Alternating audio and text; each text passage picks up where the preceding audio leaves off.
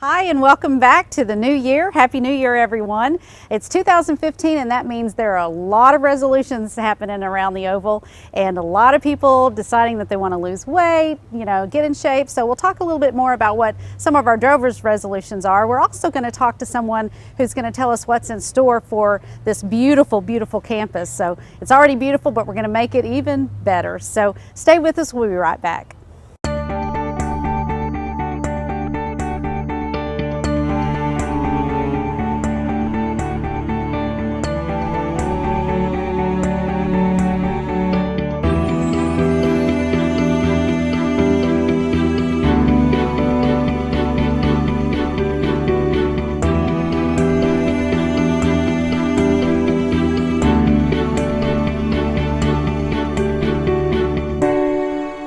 Welcome back. Joining us today in the Someone You Should Know segment is Marilyn Fever. She serves as the Executive Director for the Southwest Oklahoma Impact Coalition, which is a voluntary collaboration of educational and governmental organizations working together to maximize workforce and economic development opportunities in the southwest area of Oklahoma. Marilyn has played an active role in improving and growing the Chickasha community for the past 20 years through her work with the Economic Development Council and Chamber of Commerce. She currently serves as the chairman of the Campus Grounds Master Plan Committee, which is part of the university's overall comprehensive campaign called Ready, Set, Now, or RSN. The RSN campaign launched in 2013 and is already at 80% of its $4.85 million goal. The grounds portion of the campaign has reached 33% of its goal of approximately $465,000. And also, she's the wife of USAO President John Fever. So thank you for joining us, Marilyn.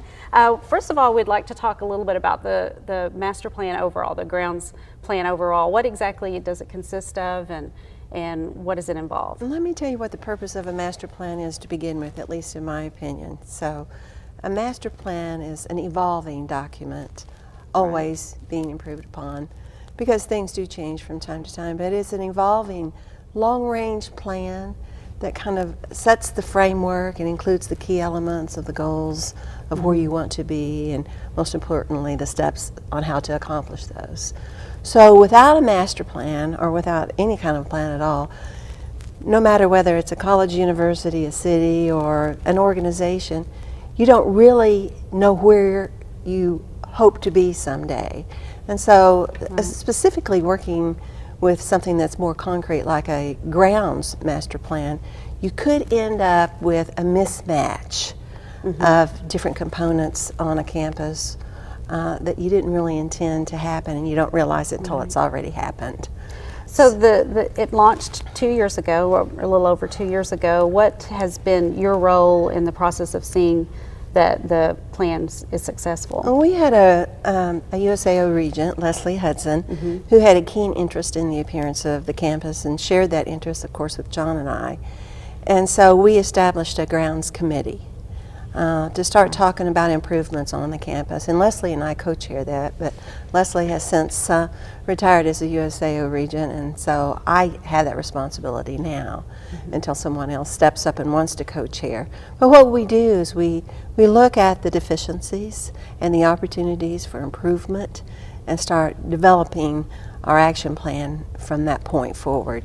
A perfect example of that is sidewalks. One of the things that we've accomplished early on was connecting the sidewalk from the alumni building right there as you come on campus over to the USAO chapel. Before that, and it never really occurred to anyone, what happened is folks had to leave the alumni facility and then walk in the street to get to the chapel. So when you start, really drilling down and looking at what's missing, what could we do better, that's how the plan evolved. What are some of the other areas that you think we will get to see over the next year or so? Well, we have, and I don't know if it'll all happen within the next year or so, but we have 4 key components in the master plan, in addition to just our general landscaping improvements that we want to make continuously. But one is a widening of 17th Street in front of the library. Okay. It's not going to be a turnaround where cars can come and turn around, although if you look at it, on the plan, it does kind of look like a turnaround, but it's not a turnaround. It's a widening with a different type of surface material that really makes a statement. You're somewhere special. This is a campus.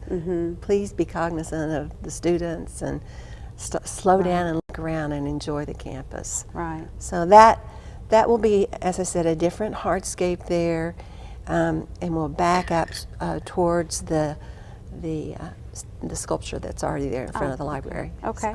So. How about the walking trail? I know that you mentioned a little bit about the sidewalk going in front of the Alumni Chapel, but is there a plan to do a full-blown walking trail? If you will notice, some of our sidewalks do not necessarily connect with a starting point or an ending point. Yeah. They're kind of like the turnpike in Oklahoma City that just stops. And you wonder, okay, where's the rest of it? Right. So we want to make sure there's connectivity, because it's not just the students and the faculty and the staff that walk our campus, but the entire community. You see folks with pushing baby strollers and joggers and bicycles and lots of folks. So we want a person to be able to come on campus and be able to go around the entire campus without hitting one of those spots that didn't go anywhere. Are there any other areas? I know you mentioned the Nash Library and the Trout Circle, the Coming Together Plaza. The Coming Together Plaza is going to be, I think, a very exciting project, because much like the community-built playground we did years ago, this will also be a community-built project. It will involve students and faculty, staff, members of the community who want to come and participate. But it's the area over in front of Sparks Hall, the Student Center, the bookstore, that area in there is just waiting for something spectacular to happen. Because right now, in terms of outdoors, there really isn't a gathering place for students. There's a little bit here and a little bit there, but not a large plaza. We'll use a lot of natural hardscape, like decomposed granite. We'll also use Ingrid Schaefer's granite as part of the sculptures that will be created. Yeah, it's going to be beautiful. I can't wait. Well, what is the time frame do you foresee? I believe we'll start on the Coming Together Plaza in the next several months, hopefully by early summer at least. Right, when it warms up a little bit. We're still raising funds, as you know. Right. We're at, what, 80% of the overall goal for the entire campaign. Right. But soon, I think very soon. How do you feel like these improvements will make an impact, not just on the students, but the entire Chickasha community? Well, you know, our mission here, of course, is very special. But I think USAO kind of sets the bar for beautification within a community, and that's important. When a person is considering locating to a city, moving, you know this, Kelly, they look at the city, they look at that community and wonder if it's a well-maintained, well-kept community, because it speaks about the quality of life. Well, for USAO, I think having a beautiful campus speaks to the quality of education that we have here. Right. It's a historic campus. It's on the National Register for Historic Places. And we have a responsibility as a university community to keep it up. I think the relationship between a community and a college and university is extremely important, and that's one way I think that we can help emphasize that. Yeah. Well, you've been on campus how many years now? 4 or 5. I lost track. Yeah. We lived in our own home Right. here, because the president's home, which had been vacant, and it was in. I know you renovated it not too long ago. We like to think that we restored it. Restored it, yeah. Because it also is a historic structure. Right. It was really the first project that I got involved with, Okay. and I never knew what a large project that was going to be. Yeah. But we're very proud of it. It makes an impression, I think, when people pull into the university to see that the buildings are well maintained. Right. They're being lived in, they're being utilized. Yeah. Okay. Well, thank you so much for joining us. I appreciate it, and we look forward to seeing all the improvements around. I mean, of course, the campus is already gorgeous, but I'm looking forward to spring. It's my favorite time. I And the know. grass is green, the flowers are Right. blooming, people are out, and Right. we can get some. a lot of changes going to happen. We can get a lot of so. things started. Yeah. Okay, Thank you great. for having me. All right, thank you. And we'll be right back and learn about some of our Drovers' New Year's resolutions. Stay with us.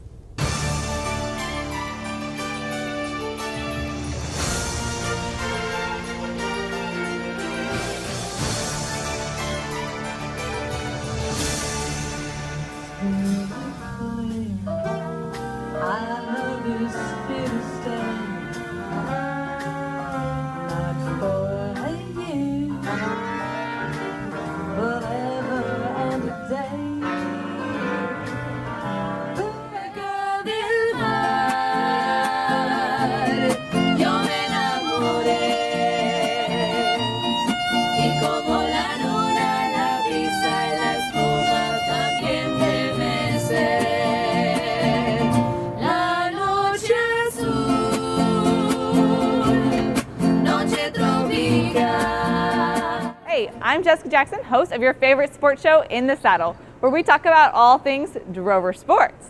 We're right in the middle of basketball season, and baseball and softball are around the corner, so you won't want to miss an episode. Catch them at usao.edu/sports every Thursday.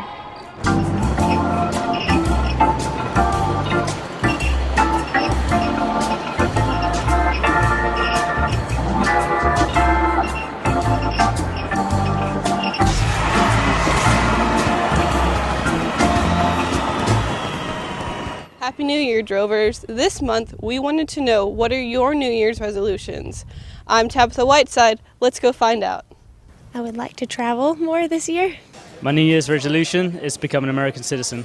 It's the same every year, is always to lose weight, but this year I kind of want to go more of being healthy, like sleeping more would be ideal. My New Year's resolution is probably just to actually start reading my assignments more. I gave up shaving. I have the same New Year's resolution as everybody else. I try to lose the weight I put on over Christmas break, work out again, and maybe grow the beard longer.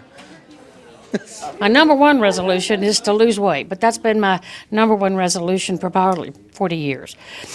The one about school is to get papers back to students in a timely fashion. So I'm working on that. Mine's to keep working out. I've lost 30 pounds so far, so to keep on losing the weight. Well, Drovers, it looks like you have a lot of great New Year's resolutions. One of my New Year's resolutions is to finally meet Scott Stapp from the band Creed. Well, that's all we have for this month. Back to you, Kelly. Thanks, Tabatha. Well, it is a brand new year, and that means a lot of us are making our own New Year's resolutions. Well, obviously a common one is to lose weight. So the best way to work on your own resolution here in the Drover Nation is to make Marble pay. It's the 5th and final year for the Make Marble Pay campaign, where our Vice President of Academic Affairs, Dex Marble, pledges to pay $10 for every pound lost during the campaign. All the money goes to student scholarships. Tuesday this week, we kicked off the campaign with a big celebration in the ballroom. Lynn Lacefield of Southern Plains Medical Center was on hand to discuss health, nutrition, and how to lose weight properly. The Southern Plains Growth and Initiative and Business Development is to address the entire wellness, not only of the community, but certainly the impressions of the next generations or a senior body.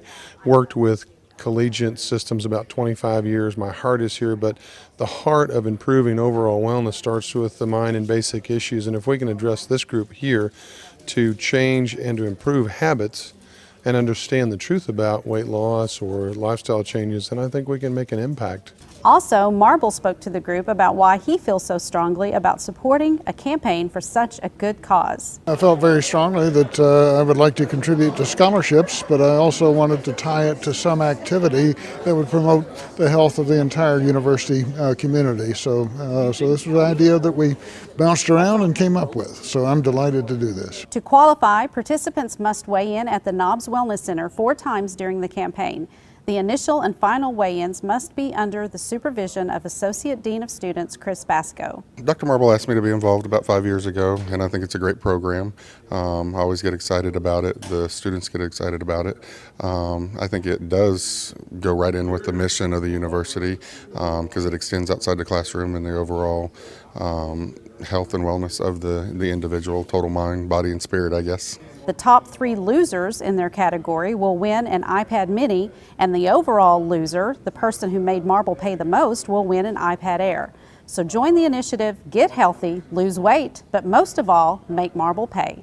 The Make Marble Pay campaign begins January 20th and runs through April 17th. For more information, you can call Chris Basco at the Knobs Wellness Center. Well, last week was a very busy week with students coming back from the break and starting the new spring trimester. Students participated in several fun activities around the Oval, including a prize wheel in the cafeteria for students to win back-to-school prizes and Summer in January pool party in the field house. More than 30 organizations were present at the Hot Cocoa Social in the ballroom, where students could find out more about all the great things they can get involved in at USAO.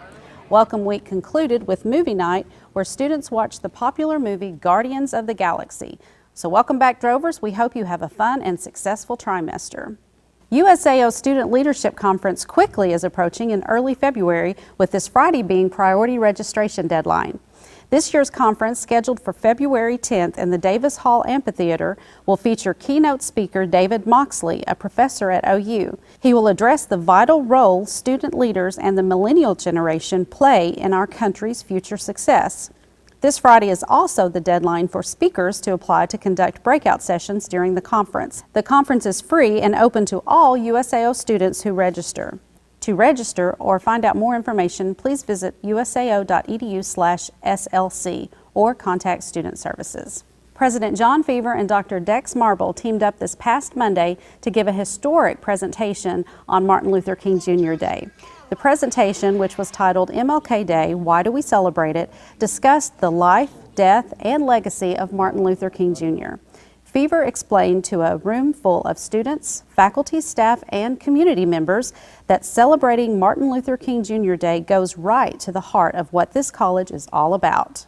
Responsibilities and rights to self, to family, to community, to humanity. What are they, and what balance must we achieve if to become the best of what we are capable of being as human beings?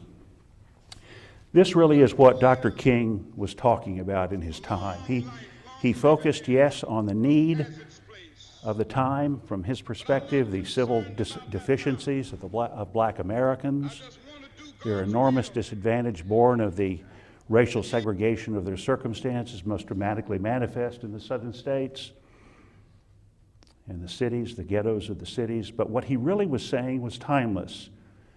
Having respect for African Americans meant and means having respect for life, the importance of life, treating life as worthy of having rights, civil rights in the more narrow sense, but the right of health and well-being. To view the complete lecture, you can visit USAO's YouTube channel.